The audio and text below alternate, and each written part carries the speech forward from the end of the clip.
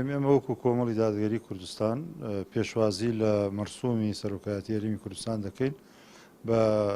ئەنجامی هەڵبژاردن لە دەی 6/2024 و داواکارین هیچ لایەن و کەسێک چیتر لەمپەر یان کۆسپ لە بەردەم ئەنجامدانی هەڵبژاردنەکانە دروست نەکاو و ئەمە دوا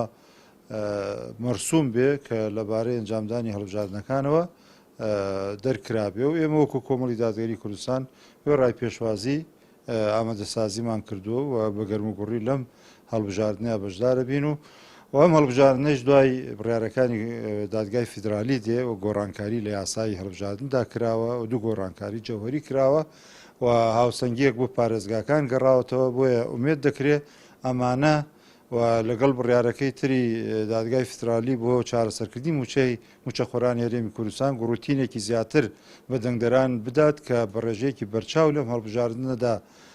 بەشدار ببن و بتوانن بە هەموو لایەک کە پەرلەمانی خولی شەشەمی هەرێمی کوردستان پەرلەمانێکی زیندوو ئەکتیف بەڕاستی نوێنەرایەتی خەڵکی کوردستان بکات و هاوشان لەگەڵ نوێنەرانمان لە بەغدا بتوانێت داکۆکی لە مافی دەستوری و مافی موچەخۆرانی هەرێمی کوردستان بکات و ئومێدمان وایە کە ئەم هەڵبژاردنە سەرەتای گۆڕانکاریەکی ڕیشەیی بێ لە شێوازی حکومڕانی لە کوردستاندا.